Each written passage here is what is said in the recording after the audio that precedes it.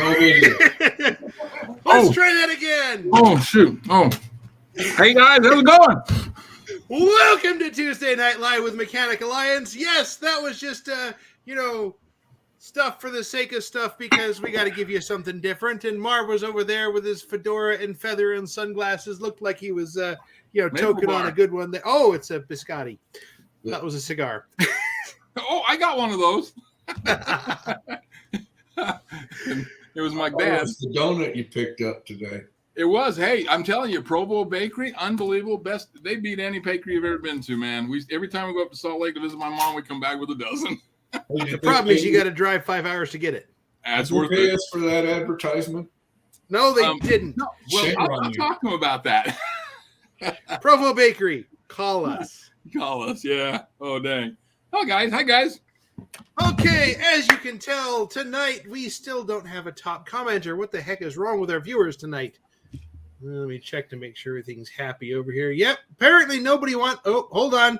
Uh-oh. Dave Bonica's there. Dave, thank you. Dave, Top comment. he's the man, Dave. Minute and a half into the stream, and we finally get our top comment. Man, we are losing our edge or something.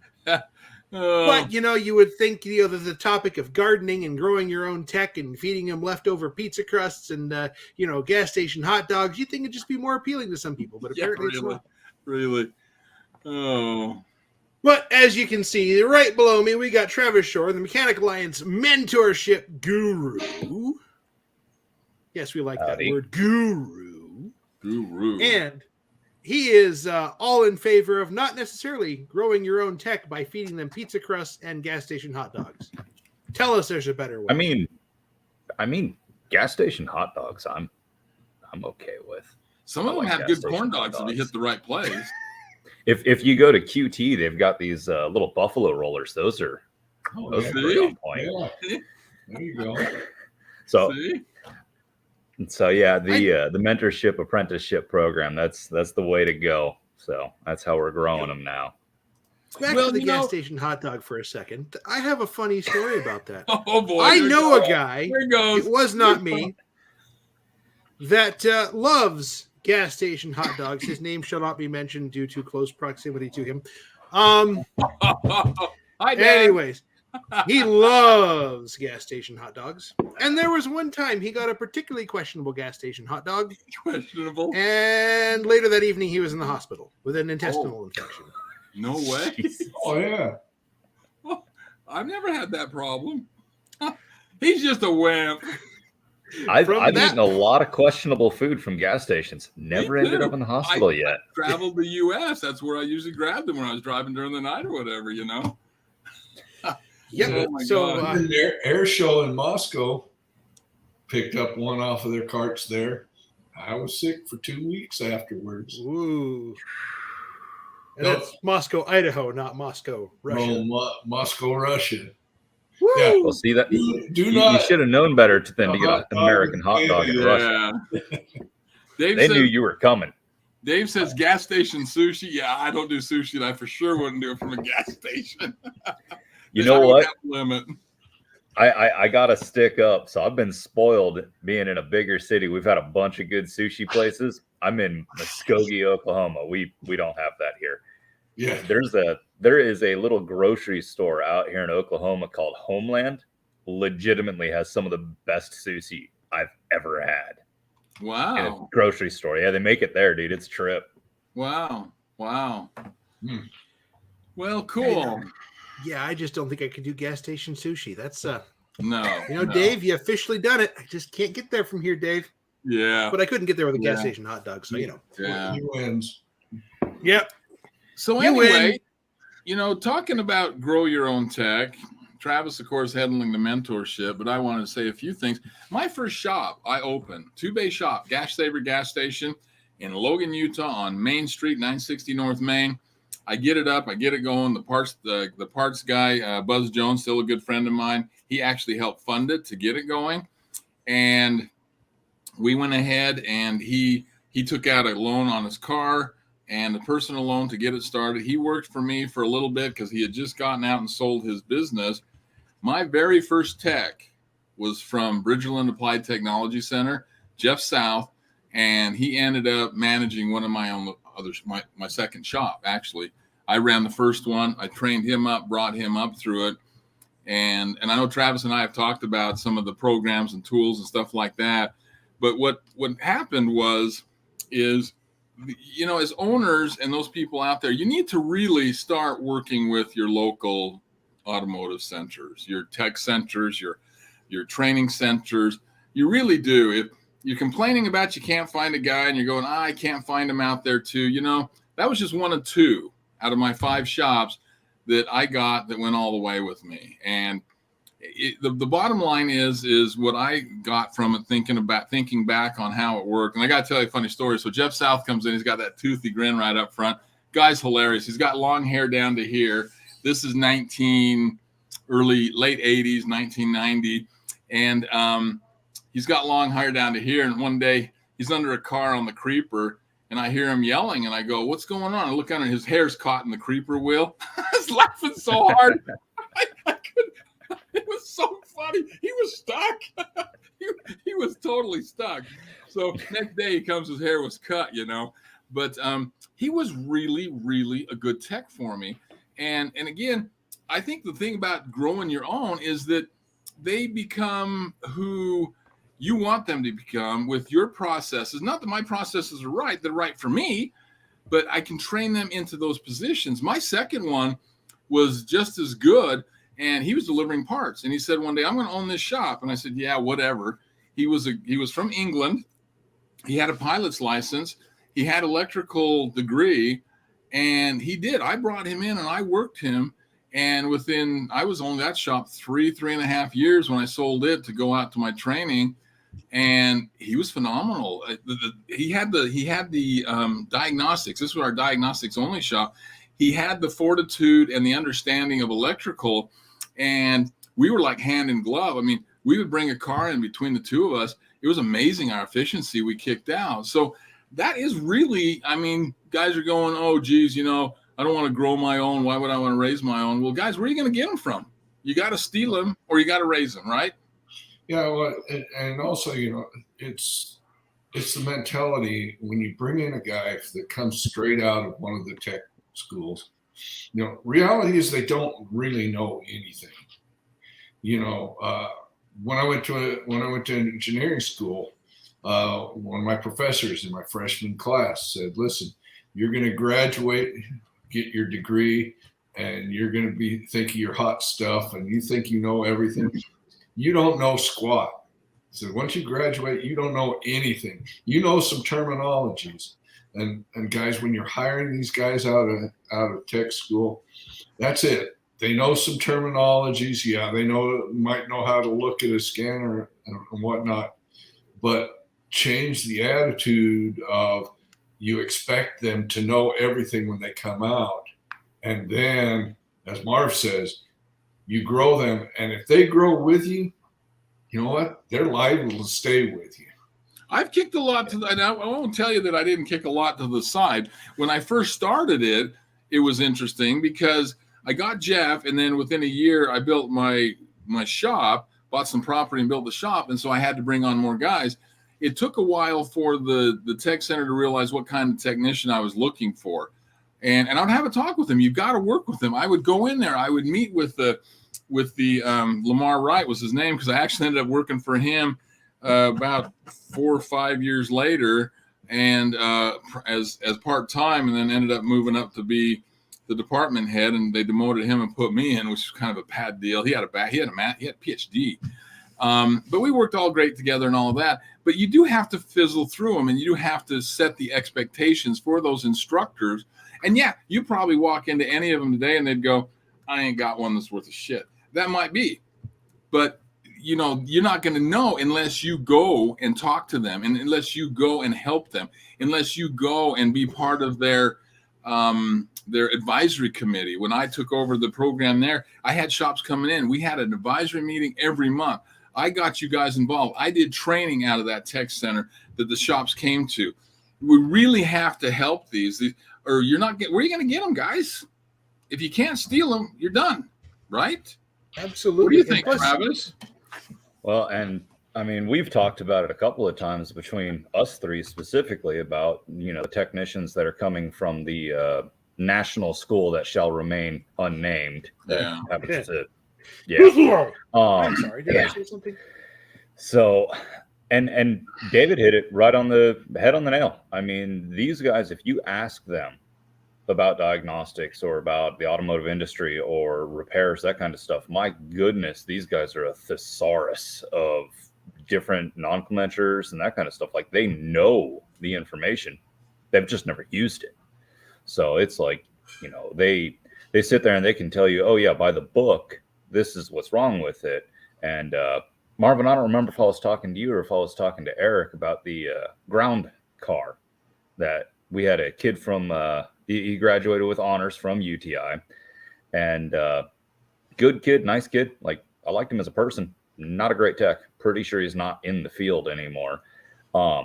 He came in, car had a P0128 coolant efficiency code, and it had a P0602, I think. I could be butchering that last one. And he put a thermostat in it and reprogrammed the ECM, and then ended up replacing the ECM, and then ended up fixing a bunch of wiring between the ECM and the ECT sensor. Put an ECT sensor in it. The whole time, not once looked at the ground cable. And the ground cable had maybe 3 or 4 strands of wire left, and the rest of it was all corrosion. We changed out the ground, and all of a sudden everything works. And it's like, I totally get where you got from in the book to where you did the voltage drop test and it failed and everything else. But man, you gotta start at square one. You got to check the things that the book doesn't go over first. So, yeah. Well, and that is an issue, but you got to go somewhere to get them. And, it was great. Travis and I were talking the other day is that there's many levels of mentorship, though, really, Travis, because I had a shop owner call me out of Idaho the other day and says, hey, I know this guy out there. He worked for me for a season, then he went to college. He graduated from there. He's been trying to do his own mobile deal for a couple of years, and I just see him struggling. Can you help him? Well, that's kind of a mentorship too, I guess. And that's what we're trying to decide is that when we talk about growing techs and we talk about mentorship, that's really where it is finding, I'd like to sit down with some of these guys that were in the industry before that left to get them into a decent place, to show them it's not what their impression was the first time. Yeah. And that the field has changed. I mean, the field's changed massively in the last 4 or 5 years specifically. Yeah. But I mean, and I'm going to name drop a couple of guys that hopefully they're watching, guys. But I've ended up talking to a gentleman, Devin, and another gentleman, Tyler, and they'd kind of approached me curious about the mentorship program. And like we'd all talked about, we were kind of originally looking at this as a way to get your lube tech and person who's kind of interested in this up to like a C-level technician. And then, they can get it from there. Both these guys are already C-level and B-level techs. They're decent techs. And they're like, man, I really want some help getting to that next level. So I've kind of started putting together a little bit further of a plan I'm thinking the mentorship program needs to get them to an A-type technician, someone who can do heavy diagnostics, someone who's starting to take the additional classes like Aaron's classes for the Pico scopes and, carry quite a few certifications. Fingers crossed, we can mentor them up to a master tech. That would be absolutely amazing. And I think that where it starts, though, is way before it even gets to Travis's shops. Stop saying I can never find a good tech. That's bullshit. That's not true. You can. They're out there. Now you have to sift through it. It's like, I don't know, where is it? What the analogy would be, but it's where you're going through maybe a diamond mine or something to find that big, beautiful diamond. You're going to have to look at a lot of coal. You're going to have to. But to sit there, I'm so sick of hearing that I can't find a good tech. There's no good techs. Why would I go to those programs? They're just a waste. Well, then you're kind of a waste too. Sorry, I said it.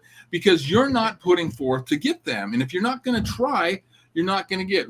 I think one of you sent me something from Star Wars on that. Yoda, what does he say? Eric, you know what it is. There is no do, or there's no try, only do. There you go. So that's who it was. Butchered. We need Bobby. Hey, Bobby, where's the Star Wars 12? We need it right. Yeah, but you know, you got to get out of that. And Eric does these great Mindset Mondays. You guys have got to get out of the rut you're in and say there's no good techs out there.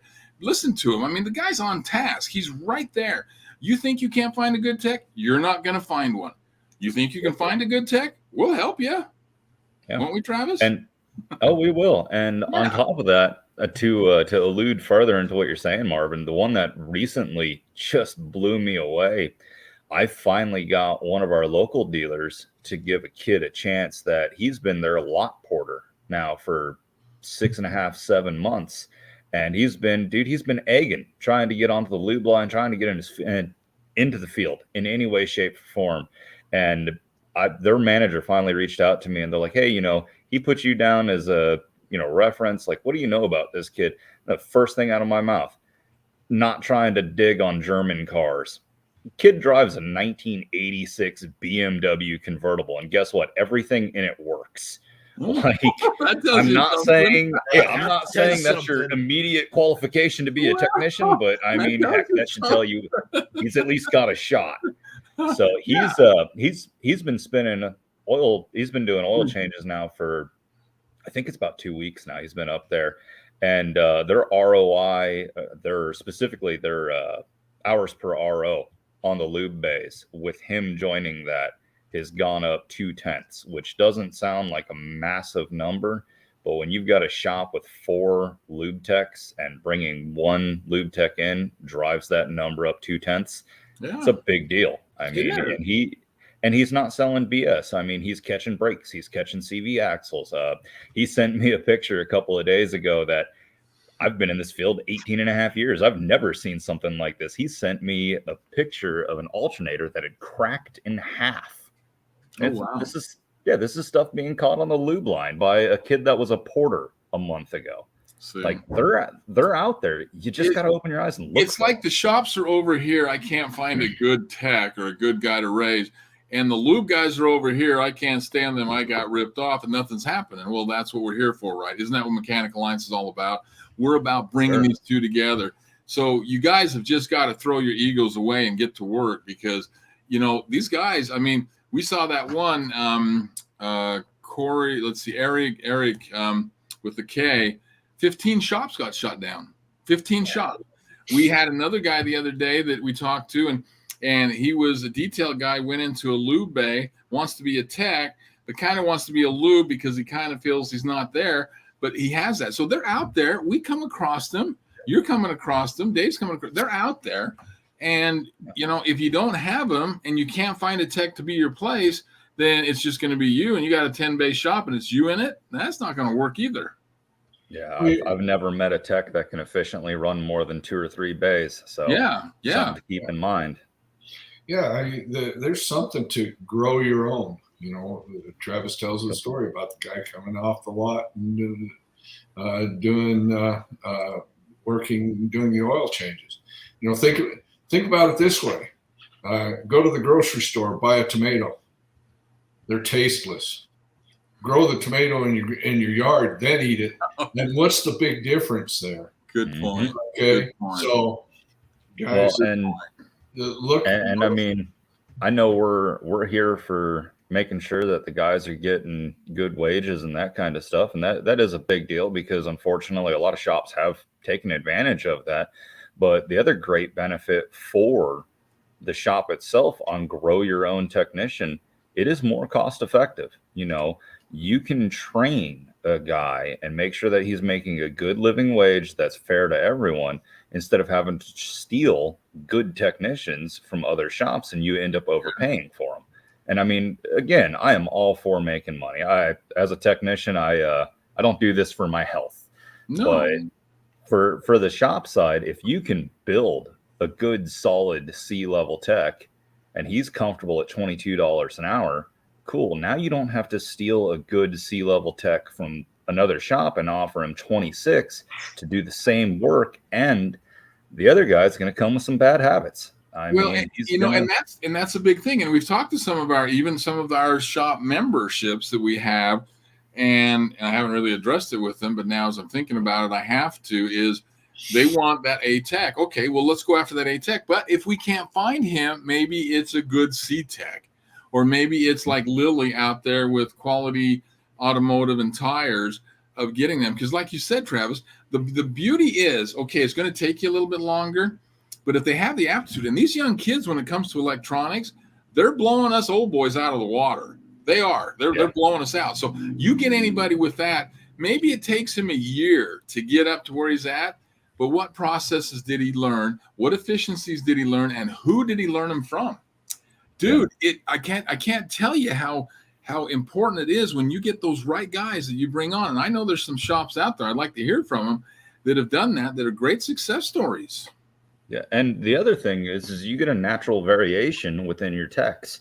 I mean, I know most of the guys here, we've all owned a shop. I mean, I'll tell you flat out, I had a 3-bay shop with an outside lift. You want to know if I wanted to have 4 A-level technicians? No. Nope, don't want it. I want 1 or 2 good A-level guys, and I need a couple of B-level guys. You do? Yeah, let's face it, I can't pay my main diagnostician, $33, $34 an hour to hang brakes. No. I mean, I can still make some profit on it, but I'm going to tell you, it's eating into my bottom line. That's where your good C-level, B-level guy gets, and you get that natural progression if you're building your own, because by the time that your A-Tech is trained to the guy below him to also be an A-Tech, your A-Tech now knows how to manage that shop, and you can do the same as you did, Marvin, to where you're like, all right, cool. I'm going to open a second location now that you can run this one. The thing you got to understand when you do that is you're in for a long haul. It's not the guy that's going to leave you, because if you're training him right, he's become part of the business family. He's being taken care of. He's going that. He doesn't know anything else. He's not going to go anywhere else because he feels comfortable and you're taking care of him. You got the guy for both my guys were forever. They were both until I sold my shops, both of them. Yeah. Look at it this way. Okay. Shop owner, 55 years old. Okay. Been wrenching most of his life. He's got a 3-bay, 4-bay shop, but he's the main diagnostician. He's the main tech and everything. He's running himself ragged, and he's looking now, hey, you know what? Retirement's coming up. What am I going to do? Unless you grow that guy or gal or whatever they want to call themselves today, unless you grow them to be able to take that over, you've only got 2 choices. One is to just shut it down. The other is to sell it and hope that somebody will pay you what you think it's worth.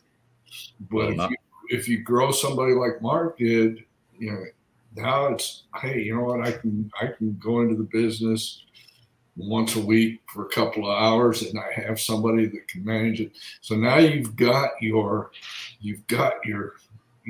exit strategy from the business planned out. Where you do, and there again, and Dave's absolutely right. But then on that one, I had the 2, and so that was a 50-50 split.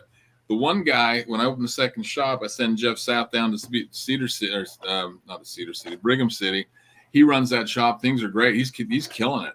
He's living with a gal. They're doing great and all of that. And I can say this because we're still good friends. He finally got rid of her and married really great now. But he's down there. And so one day she says, well, we should go do this on our own like everybody thinks they can. And so he left me. And they found out that didn't work. But so my other guy, though, Mark, was the same way. He same thing. They were techs, I guess is what I'm getting at. So you have to be careful on that business side, but they do know and understand what you want. Where I got into the problem with Mark was I sold the business to him. I'm out on the road training. I came home every weekend and was putting out fires. He wasn't management. He needed somebody else in there. And so there's that too. But in the meantime, the big thing is you're training them. It's like raising your kids. They're raised the way you feel they need to be done. Those techs are raised up and brought and trained to your way. And Dave makes a good point. That's a really good point, that you get to the point that you can walk away a little bit because you know the shop is handled if you've got a good service person up front. How's Lily doing, by the way, Travis? She's out there. She's in a Votech school, and she's working for David Marks. How's things going there? I actually need to reach out to her tomorrow. We were originally supposed to have a chit chat on Thursday. I ended up leaving work on Thursday at 9 o'clock at night, so I didn't get a chance to reach out to her. Well, but yeah, I already have it on my schedule to reach out to her tomorrow. Well, he did. David did reach out to me, but go ahead. Yeah, I was gonna say everything I've seen so far, she's doing great. I do know David posted that she is taking on a little bit of an advisor type role in addition to her technician duties. So that's absolutely awesome. She'll learn both sides of it. Yeah, that was, and he did reach out to me, and we had talked. But yeah, he was looking at that same thing. He had a couple scenarios he was looking at. I hired Lily. I also wanted a service advisors. I'd have 2 techs, 1 advisor. But see, he's doing a 4-day work week, so that's really cool. And then he's bringing her on. And I got to tell you guys, when it comes to, in my training business, diagnostics, the best parts person I ever had was at VW Volkswagen when I worked there for years, was a lady. The best diagnostician I had in my training class was a brother-sister up in Gunnison, Utah at Reed's Diesel, Tammy. I'd put her against any guy in the field to diagnose. So don't forget, there's some great women out there that can do this job, especially if you're looking A-Tech diagnostic stuff, that they're a lot better than we are. Mm-hmm. Because it's that woman thing. They go A, B, C, D, E, F, G. I go A, F. And I missed something in there. Then I wonder why it took me 3 hours to figure it out, right? You all do it. Oh, I do it all the time still. We do. But I actually want to add something to what David was saying. That was actually something I struggled with when I closed my shop down to move out to Oklahoma, was to shut it down or to sell it. And another thing that's really difficult, if you haven't built someone up within the company that can take it over, that you could sell it to them. I wasn't so concerned about getting good money for my shop. I was concerned about my guys more than anything. I didn't want to sell it to some owner that was going to take these guys that, I had built friendships and relationships with at this point and just treat them like dirt. So I ended up making sure that they went to some shops that I knew of that are still treating them well, and I shut my business down. But that needing to sell it thing can be scary, to say the least. It can. But the nice thing about that is any aspect of your industry that you do, we can help you with. Yep. If you were at the point where you were back then, and we could turn you over to our business guru, Dave, you'd be surprised. Absolutely. Yeah, so there's a lot of great comments going on back and forth here in the comments. Kane Dixon's got some good stuff. I'm replying to one right now. Hourly versus flat rate for learning. It always takes so much stress off when you're not trying to beat the clock. Yeah. And chatting with Kevin Meyer back and forth in the comments. Apparently he's in that situation where he's got a new guy in the shop, and, being the older guy that he is. We're not saying you're old, Kevin. He's old. We're saying you're seasoned. I'm older than him, so I can say he's old. And Marv's ancient, so what the heck? Yeah, I remember the Dead Sea was sick. But Kane Dixon has a good one. 100% of my employers are treated better than myself, hands down. Wife gets mad. You know what, Kane? My ex absolutely hated that. And I looked at her and I said, you live in this beautiful house and you drive that beautiful Suburban because of those guys. And we fought all the time about it. It was always, you pay your guys too much. You pay your guys too much. Hey, they were getting paid good and you had your lifestyle, so shut the hell up. And that's why we're divorced. Yeah, you have to take care of them to get there. Kane gets it looks like. Yeah, and to go to what Kane was asking, hourly or flat rate, that I know I've talked about this before I'm a huge fan of the hybrid pay system where you make a base salary and you make additional for every hour flagged. That's actually how I got introduced to it. That's actually how Volkswagen did what they called their off master, I think is their wording. So as soon as you weren't working directly under the master technician hourly anymore, when you're out on your own, your first 6 months were a hybrid pay system. You made X amount hourly, and then for every hour you flagged, you made additional.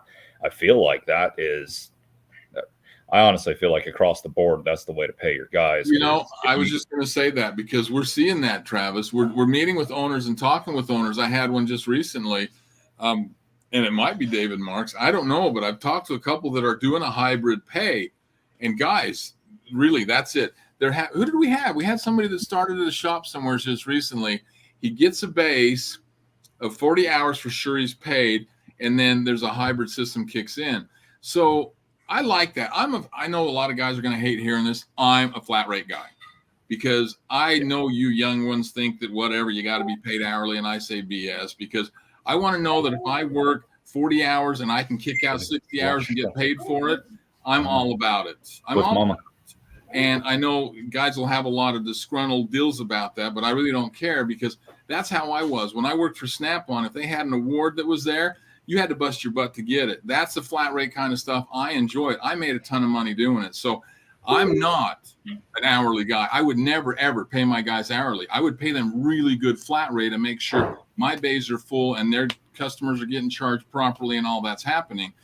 But I do believe the hybrid would be the in-between of the guys that say, well, I need to get paid hourly.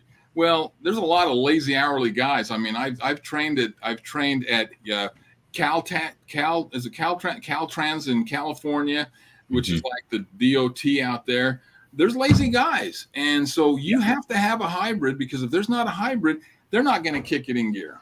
They're not. Yeah. Sorry. And I felt the same way for a long time. Like personally, I'm with you. If you're talking my personal pay, I want flat rate. I don't like the I like the hybrid, but with what I usually flag out, I'm going to make more on the standard pay. That being said, I like in one of our communications with David, what he had said that he pays his guys a base 40 hours at the flat rate because he feels like it's his responsibility to get the 40 hours within the shop. I thought that was a really neat way to look at it. And did you remember there's one extra ad there? Sorry, Travis. He pays them 3 hours a week for writing tickets. Yes. Right off the top. So, yeah. Yeah. I mean, yeah. He's got it going on.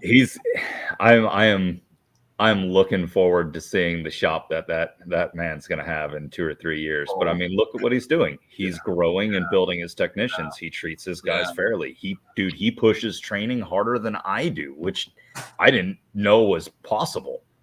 I mean, yeah, he's taught me some things. Yeah. Yeah. That's kind of what we're looking for. And I mean, I guarantee you when we're all, 10 years grayer, I'm catching up. Yeah. You got away still.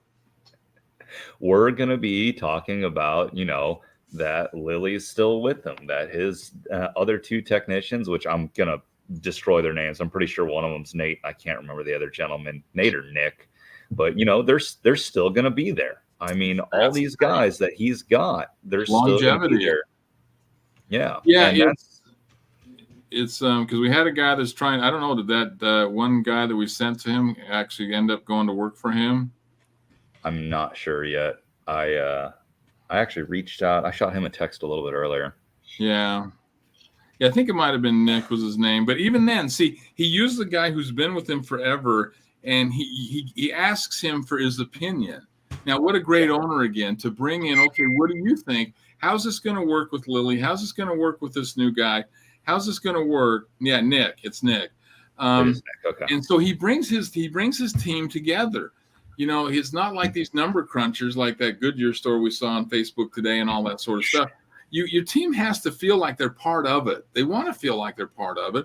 And if they do, your business is going to grow better because of it. Yeah.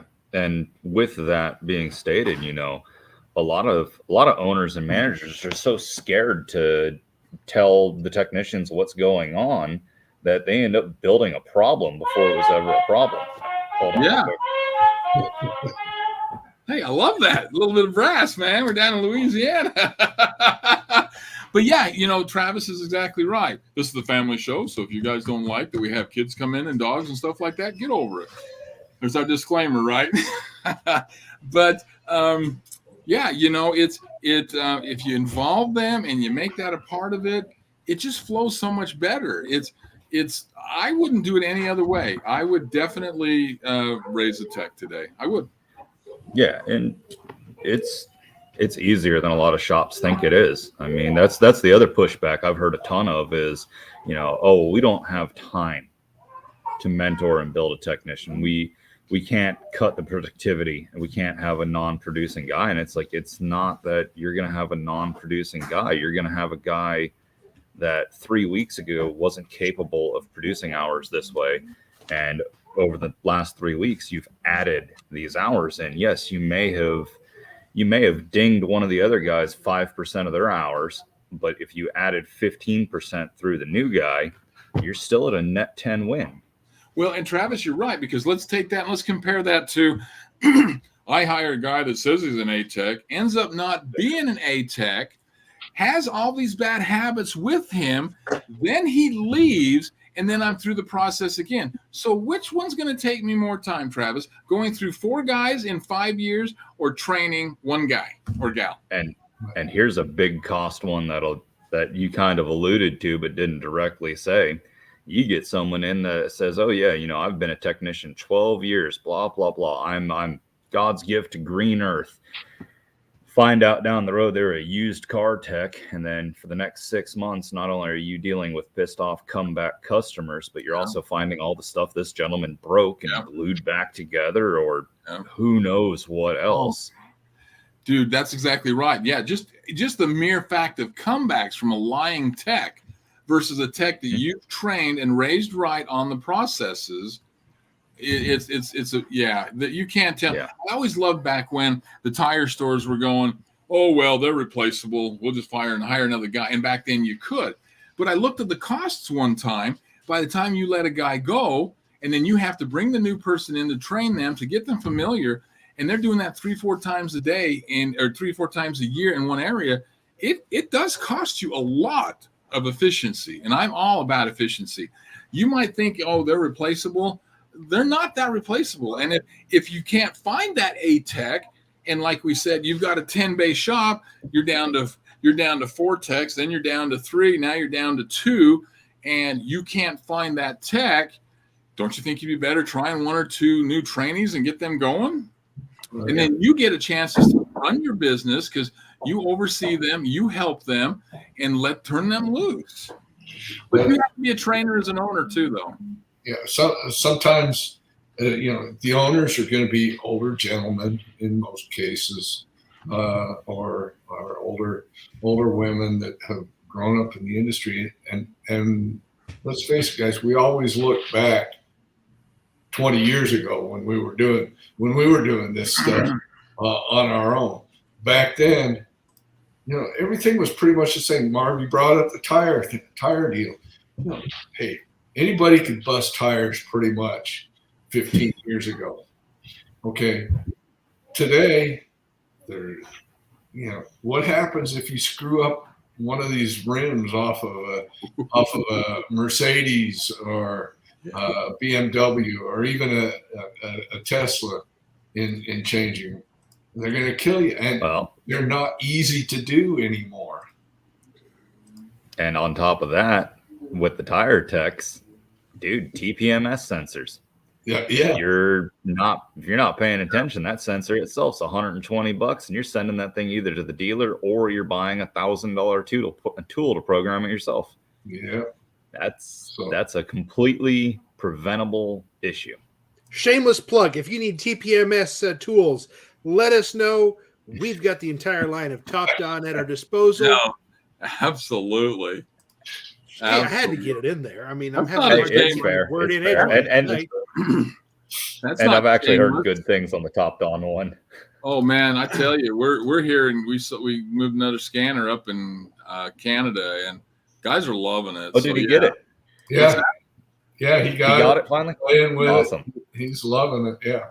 Yeah, the problem is, like, when you ship to another country, there are those taxes you have to pay. That kind of went but we gave him some free training to light the load.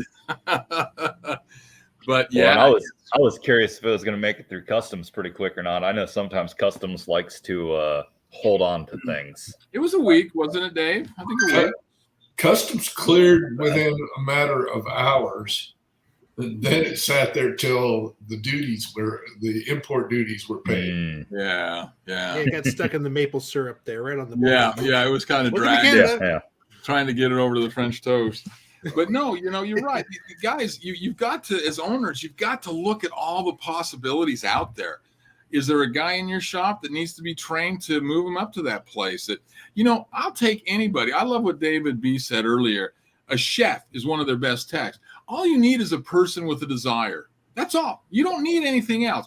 I can go out and start, when I was at Grease Monkey, this was great. I'd go to get something for the guy's lunch at Subway or whatever. There's a guy working behind the counter. I'd say, hey, you interested in being a loop tech? You got to come talk to the owner. You go out there and you start farming them. You don't just have to wait and go to the schools. You should, as an owner, every time you're out talking to somebody, if I was an owner, I took my kids to dinner last night up in Layton at Black Bear. And if I was an owner, that little gal that was serving us, she's hopping along through the tables like, I don't know if she thinks she's a fairy or what, but she's just happy. I would have told her, here's my card. Give me a call. I think you'd be a great service advisor for us. You've got to be looking. You can't just sit on your haunches and expect those guys to drop in 50 resumes a day like they used to. You've got to farm them. It doesn't happen. Yeah. And that's a class we do. Yeah. When I started out in the industry, that's it. I just had the desire. There was a gas station owner and he gave me a shot. And I started out pumping gas. As I was pumping gas, that's how old I am. We pumped gas, and we checked the tire pressures, and we checked oil. You are old. But he would also take me back into the back room and say, hey, gas stations back then did repairs. So he'd take me back in the back room and start showing me things. And then he'd say, well, go give it a shot. Go do that. Then, then I moved on into bigger and better things. But that was it. It was an owner that took an opportunity that he saw in me to grow me in the industry. And guys, that's what Travis is all about. Travis has got the program for you. Yeah. If you're willing to do something like that, Travis has the program to. In fact, I think that, Travis, you and I should get together and let's do a one-night class for 2 hours. Let's do for owners, growing your own tech class. Let's do a class. Let's talk about it. We got Kane Dixon on here. I network everywhere I go, and I guarantee you his bays are full because he's doing that. You have to be. You should be. Well, and I mean, this is going to be my open invite, guys. I mean, if you own a shop and you've got someone you think you could turn into something much better than their spot, man, reach out to us. We will gladly help you build some more good technicians, because I'm sure, as you guys have already seen, all the old school ways to get these guys are gone. I mean, the local tech schools are pretty much your only option anymore. And again, I don't mean to bag on the national chains. I'm sure there's better ones, and I'm sure there's some that are getting better. But the local ones are a little easier because you've usually got a local shop owner in there teaching it. So it's more real world stuff. So, I mean, you can get out of there, but other than that, you don't have guys dropping preemptive applications in anymore. You don't have ZipRecruiter. I mean, I'm telling you right now, the company I work for, I think we've had 4 ads out on ZipRecruiter, Indeed, and another one, not so much for the mechanical side, but we're not even getting hits for office workers, salespeople, advisors, none of it. I mean, it is a barren wasteland, and it's so odd. But we're gonna have to start looking, just like you're saying, Marv. We're gonna have to start looking at other industries and just kind of get the general feel from someone. I've said it for 10 years now. I will take someone with a mechanical aptitude and a honest, good, hard-working mentality over certifications all day long. Well, yeah, I mean, certifications. Yeah, certs are great, But I mean, if you want to learn this and you've got great mechanical aptitude, man, I could build you into a monster. Well, and here's the deal. Here's the deal. I walk into Best Buys and I see that guy that's he's lowered that Subaru and he's got them tires out there and you can tell he's got that intercooler up front. That's not a bad car to leave your card on. Say, hey, looking for a job? Because he probably did a lot of it himself, and he may be that guy. Yeah. Sorry, Dave. Yeah, no, not a problem. You know, I was going to comment. You know, we've talked about, and don't take this wrong, because we are all about getting mechanics what they're worth. But the one thing to think, and one thing that I've learned as a business owner, is that when you go and steal a technician from somebody else, and they're only coming for the money, guess what? Yeah, they're going to do the same thing to you. Exactly. Well, and another thing to think long term. I mean, I was very blessed in Albuquerque. We had probably had about 20 of us that we all owned shops. We used to meet up Sundays and Saturdays for either brunch or breakfast, and we'd all hang out and BS and that kind of stuff. If you're actively recruiting out of someone else's shop, oh, you're going to be kicked out of that breakfast club. But the thing is, it's not just a club. You know, if you need help, you need that kind of stuff, these are guys that you can rely on and say, hey, you know, I've never had this kind of car in the shop before. I know you have. Do you know how to do this? And a lot of shop owners are willing to help each other out. You start stealing their technicians, that's gone. That's gone in a heartbeat. Yeah. Well, Eric, let's talk about you for a second. You lived up there in New Haven. Is that what it's called? Far West. Far West. So he lives up in Far West. I visited him one day, and I'm just pulling this from my head. Across the street was a guy that had 2 diesel trucks and big rolling stacks out the back, right? Oh, yeah. What'd that guy do for a living? He got fired from every shop he worked at. Okay, so he was a tech. So that's a very questionable. Oh, okay. Well, he thought he was a hack. But had he been just working maybe for Associated Foods out there and liked to work on vehicles, I'd have no problem walking up to a guy's house and saying, hey, I see you're working on your diesel. You want a job? Let's talk. I mean, you really have to go after this. Like Travis said, it's a new era. It's a new time. To sit there, this is like the guy who has a shop and he's busy, and quits advertising, quits doing his SEO through Eric, quits doing all the things he should, and all of a sudden he gets slow, and he just sits back and goes, and then he's slow for a month and can't pay his bills when he should be out thumping it and visiting and doing what I call go get, which is advertising and get a tech. You got to be on top of it. That's their job as an owner. And if you're not going after these guys and trying to find these guys, you're not going to get them. Yeah, any owner that is spending more than 20 hours a week inside his shop working in the business is losing. You know, at least half of your time as an owner should be devoted to your marketing and your talent acquisitions and that kind of thing. So, you know, if you're the main tech in the shop, then you're really not an owner. Yeah. And honestly, something I just thought of now that you brought that up, David. So I was pretty active in recruiting more work, getting us fleet accounts, that kind of stuff. I had a gentleman that worked for me for a little while that he had some family stuff and he ended up moving back east. But God, I wish I could have kept him.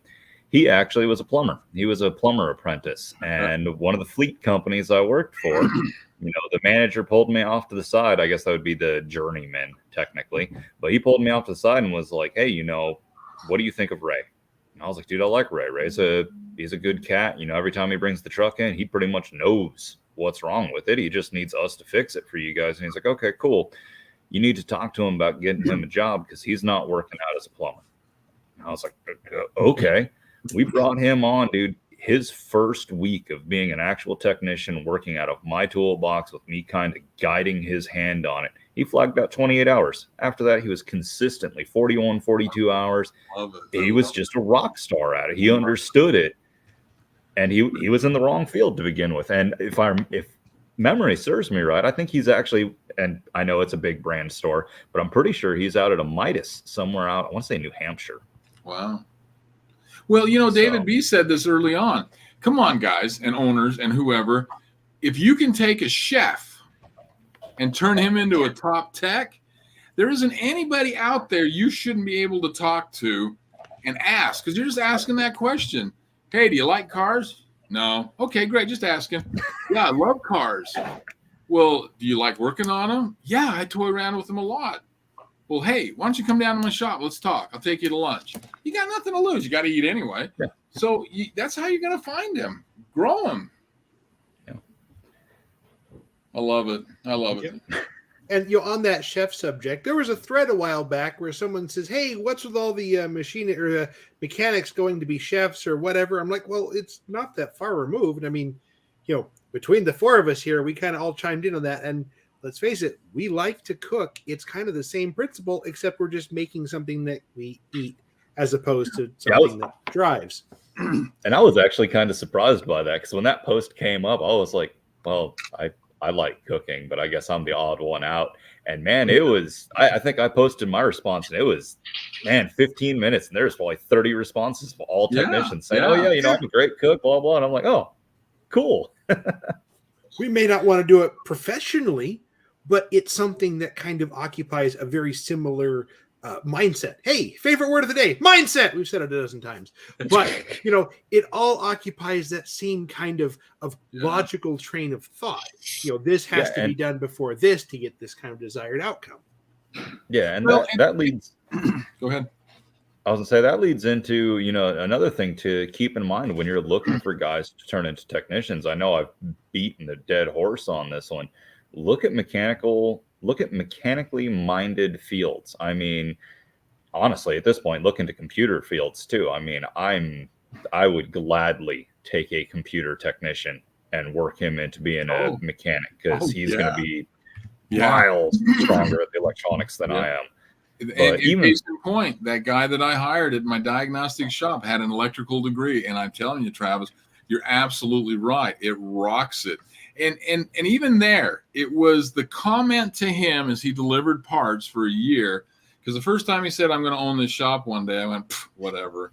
But then there's a guy out here, Cafe Rio. He was a customer of mine, came in. He was a chef out of Arizona, brought his Nissan, and I remember it was in my Diag shop. I fixed it. I'm going to build a restaurant. I'm going to sell it for millions of dollars. I went, whatever. He sold it for $50 million about 8 years later. So, but what I want to get at is, all I want is a person that has the passion to do it. I don't care if they're a chef. I don't care if they're an air traffic controller. I don't care if they're garbage, sanitation engineer. I don't care what they are. I just want somebody with the passion. From there, it's game on.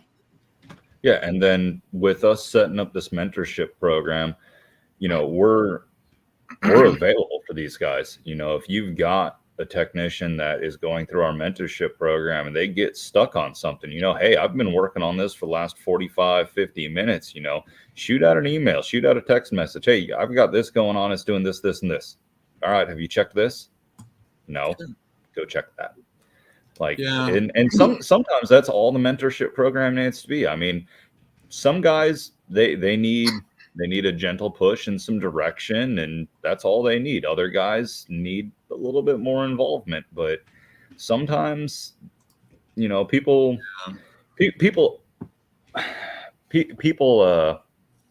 they feel like they're bothering when they're not. They don't want to send that text message because they're like, oh, this person's busy. It's like, no, man, shoot the text, put it on the forums. Like, let's go, because if it's something simple that you're hung up on that's preventing you from taking that step from a C Tech to a B Tech and starting to get good at these diagnostics, and we just need to be like, hey, you're on the right path. You're doing what you need to do. Just keep going through the testing. And that pushes them to get through. That's all they needed it for. I mean, don't think that you're bothering us. Don't think that you don't need a mentorship because you just have simple questions like that. We're here to help. And I mean, I don't mind at all. Most of the guys I've dealt with have my cell phone number and have my email. I mean, I don't mind at all. It's just you got to get out there and you got to look for them, because I love what you said earlier, Travis, is that it's a new way to find help.